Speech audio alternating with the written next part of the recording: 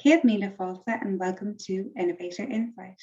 I'm Cleanna, the Business Development Manager for New in the Mara, a dedicated marine innovation development centre in the west of Ireland.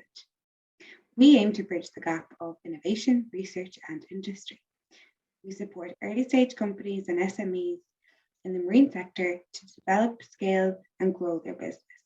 Get in touch with me today and see how New in the Mara can be of assistance. In today's Innovator Insight, we have Andrew, who is founder and chief scientific officer of the innovative biotechnology company Jellagen. Andrew has extensive experience in the marine biotechnology sector and can be considered a serial entrepreneur. Andrew founded Jellagen in 2012, utilising the natural marine resource of jellyfish. Without further ado, let's hear some more from Andrew. Andrew, welcome to Innovator Insight. So you founded the biotechnology company called Jellagen. So would you like to tell us a little bit more about that and the products that you produce? Okay, so good morning. Thank you very much for the opportunity to talk to you today. So Jellagen is a marine-inspired innovation, and we are developing a new biomaterial derived from jellyfish, which we call Collagen Type 0. It's a real innovation and in collagen chemistry and a real paradigm shift, because what we've discovered is Collagen Type 0 has shown some real clinical benefits in how it heals tissue in various models. And where we're looking to take this is we are developing products to support the regeneration of soft tissues in general. Okay, fantastic. And have you any particular products on the market already? Yes, we do. Our first products are in the space of cell culture reagents. So we use collagen is used routinely as an extracellular matrix that enables cells to attach and grow according to the tissue type that they come from. Historically, that collagen has come from rat tail or bovine mammalian sources. And there's growing evidence to support that because of the sourcing of those materials, cells will behave slightly differently. And from a medical standpoint, particularly from the mammalian sources, there's growing regulatory pressures around disease vector transfers as well. So we launched this new Collagen Type 0 for cell culture to support certain benefits in the market. Our lead product is called Jellagen, which is a 3D hydrogel matrix. And what this product is intending to do is to support those companies and scientists that are developing disease models for growing cancer organoids particularly, but also other disease indications and stem cell modeling. Great, fantastic, really, really innovative. So I suppose the work that you're doing with Jellagen is highly innovative. And going back, I suppose, to the concept stage of development of this work, can you tell us how you thought of using and utilizing jellyfish? Yeah, absolutely. So my own background, I'm a PhD marine biotechnologist, graduated 22 years ago. And really sort of was fascinated with the potential for new discovery from the oceans, from ocean biological resources.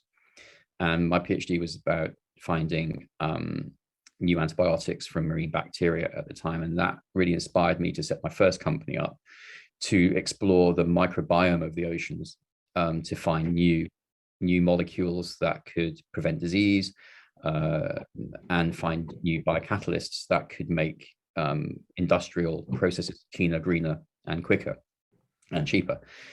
That allowed me to start my first company called Aquafarm, which was doing really well in the field of essentially sort of bioprospecting, for want of a better word, and that experience over the years, combined with some very early experiences of when I was very young, surfing off the east coast of Scotland, and seeing jellyfish. And I often wondered what the microbiome of jellyfish were all about. And then through my career and meeting other companies, you see other innovations, and I became aware of collagen. But I knew that collagen came from mammalian sources. So I knew that was interesting, but I knew it wasn't particularly innovative if I was going to do something similar. I needed to do something completely different. And all of a sudden, I was at a conference, and the two ideas just amalgamated in my head: jellyfish and collagen, from different conversations that people were having. And I thought, oh, collagen, jellyfish, oh, I wonder, yeah. And then that for me was the spark. And that led to Jellagen. This crazy idea. I wonder if I could go and harvest jellyfish by the tonload and see if I can produce collagen from it for various interesting applications. So it came from a very simple idea like that, from a shed in Tenby. So a shed in a blender. So it started. Cool. Yeah. Did you come up against any, I suppose, opposition or inquisition as to why jellyfish initially? Did people think you were a mad scientist initially? Probably. Friends, certainly friends and family, thought that was a bit crazy. But you had that gut feel because you then did some peer review. Although the peer review of what had been done in the past was quite sparse, you got the impression that actually what had been done and what discoveries they had been making from an academic standpoint, there was something in there. At this time, the collagen from jellyfish seemed to stack up biocompatibility wise with what the bovine comparators were. So you knew that there was something behind this. It wasn't completely crazy. But it was still very early stage data they were doing from the last 40 years. But no one had done this commercially because the environmental pressures weren't there to make jellyfish abundant enough to do what potentially could be done. And then I became aware, because how I started this, I was thinking, well, it must be the route to jellyfish supply. And through that, having spoken to marine biologists that have been working on population dynamics of jellyfish over the years, there was a 10-year study that had been completed that showed that the trend was doing this, going up the way. And what was causing that trend was humans' mismanagement of the oceans, putting it bluntly, overfishing, so you're destabilizing the predator-prey relationship. You got plastic pollution, so that provides extra surfaces for jellyfish to breed from, so it exacerbates that. Surface runoff from agriculture make algal blooms, which certain species of jellyfish will then feed off and therefore outcompete other species, as well as climate change modeling, where for example, I think I read this somewhere that box jellyfish, for example, is off the northeast coast of Australia, has now been found off in Hawaii. So that you've got currents changing and jellyfish moving around the planet. So that is also exacerbating these what we call blooms. And so what was once in a 10-year occurrence of these jellyfish blooms, because they're not new, is now becoming a yearly occurrence. And as a consequence, you're seeing these huge blooms that could be 10 miles square in some cases, particularly off the southwest coast of the UK and Atlantic. You've got that they'll come through certain areas. If you've got offshore aquaculture, they'll suffocate what's in those aquaculture pens. They'll be obviously horrible for washing up on beaches for tourism, and they also clog up power stations. So through that, you became aware that there was obviously a supply opportunity, because you could theoretically get these in the amounts required to make something downstream commercially viable. Fantastic, Andrew. It is great to see, I suppose, you're looking at the sustainability aspect as well as being highly innovative. Absolutely. I mean, the sustainability aspect is very, very key. And one of my first worries was when we were harvesting bycatch is obviously a big thing to worry about. And one of the interesting things about blooms of jellyfish is, and again, this exacerbates why finfish are becoming even more pressured, is because shoals of finfish will stay away from blooms of jellyfish. And the blooms of jellyfish will be occupying the most fertile areas of the ocean where they can get their food resources. So that again puts more pressure on finfish. And so when we go out harvesting, we don't get any finfish. Our bycatch has been pretty much zero over the years. It's been wonderful to see, because you're not in the same locale, and also the style of harvesting we're doing is that we're very minimal impact.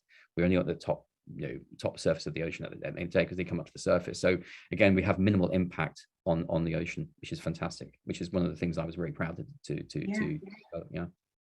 Definitely, it's fantastic. You're really aiming at the whole circular economy side of things too. So the industry that you're targeting with your products is highly regulated. And I suppose it took you from 2012 until about 2019 to launch your first product on the market, which is quite a quick turnaround considering the industry Yeah, that it so involved in.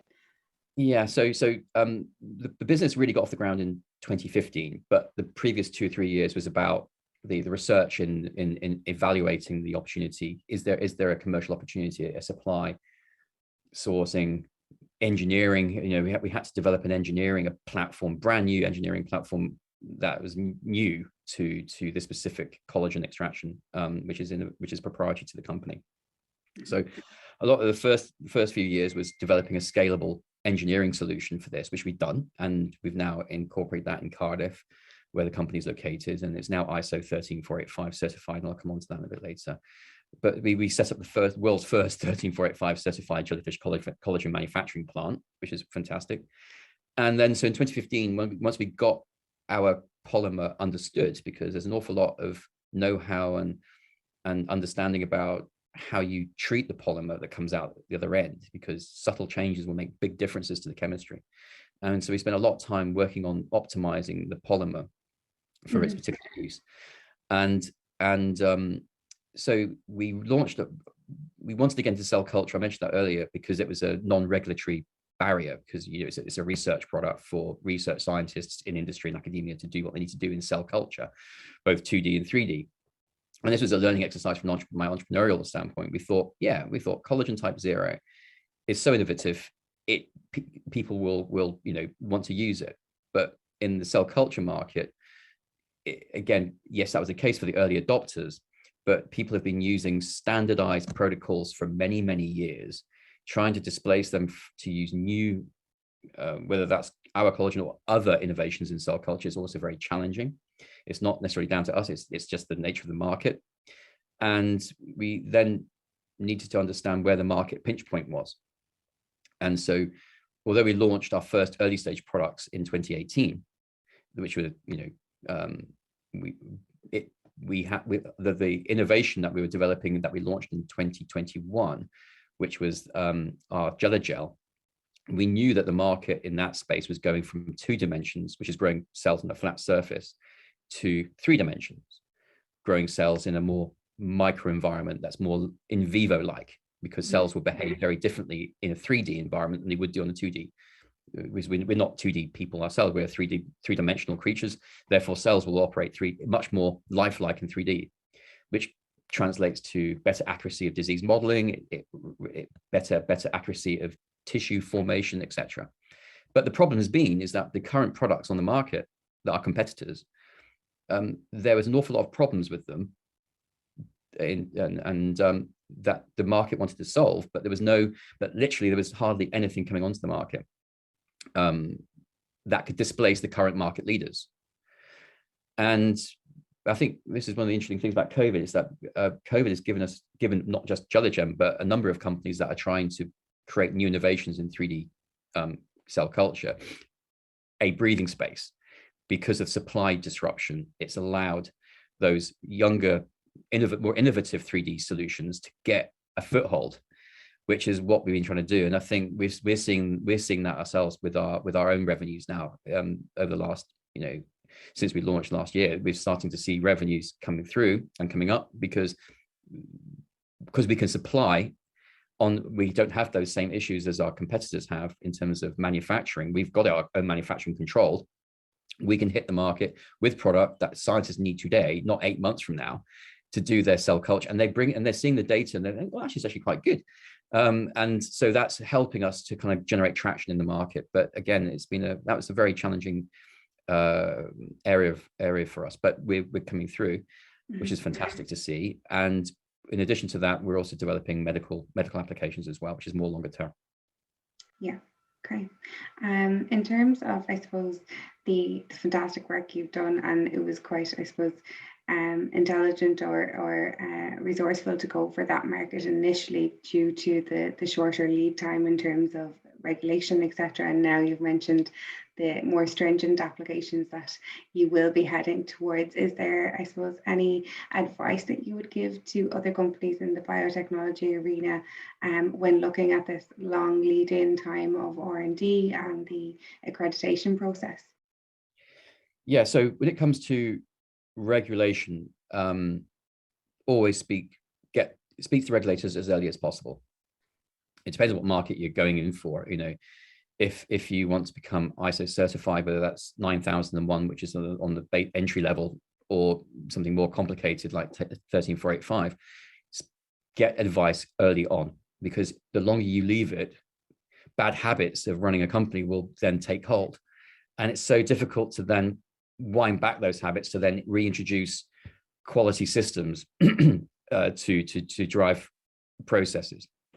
So that's one thing I would urge. If you're looking at getting ISO certified, do it as early as possible, because that makes life streamlined. And one of the first things that I wanted Jellagen to do was become ISO. So when we were a 3-man team at the time, we thought, okay, ISO is it. That's the driver. We got the consultant on board to help us create the quality management around the company as it was then. So as the Jellagen has grown, the quality management system has grown along with it. Okay.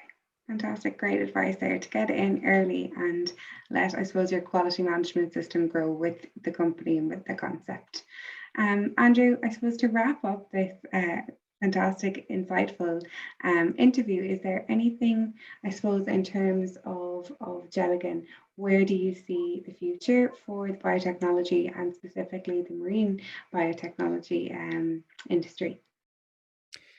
Yeah, I see a very rosy future.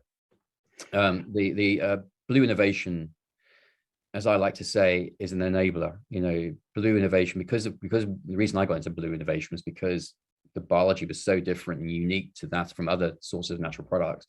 The chemistry is likely to do something unique as well, and that innovation gives you a technology advantage over your competitors. So, for example, good examples in the enzyme business. If you're looking for cold adapted enzymes, where you go to the Arctic or deep or very, very cold oceans to find life that's evolved to live at 4 degrees, because you know that the enzymes that make that metabolism work will also work at very low temperatures, but very effectively, which you can then adapt for cold adapted enzymes for washing powders, etc. So nature has a way of finding solutions for what it needs to do. And I personally believe that the chemistry coming out of the oceans does do things differently. And that was the concept I had with jellyfish. I thought, well, okay, well, that's a 600 million year old creature. I wonder if the collagen that sticks that together would do something different. And we have shown that in abundance with our data sets, that we outcompete collagen from more recent evolutionary sources on numerous levels. And some of this will be published very soon. And we're very excited because our collagen zero is managing the healing process in a very, very different way, and unexpectedly so. And it's that innovation which you can apply to the alginate industry, to the seaweed industry, to the microbiome of the oceans, to anything else you want to take from the oceans. That kind of story stands with me. So if you're looking to have a technology advantage over your competitors in a certain market, well, the blue environment is a very good place to go and find that. And in terms of funding, is always a very challenging world to be in, whether that's blue or non-blue. It's getting your pitch correct is very important to investors to understand where the value is and the value chain is. And I do see a number of funds, a growing number of funds forming that have a blue focus, which is fantastic, because we need companies of scale, really. Okay. The future is bright for the blue sector. Great. Absolutely. Andrew, thank you so much for coming along today.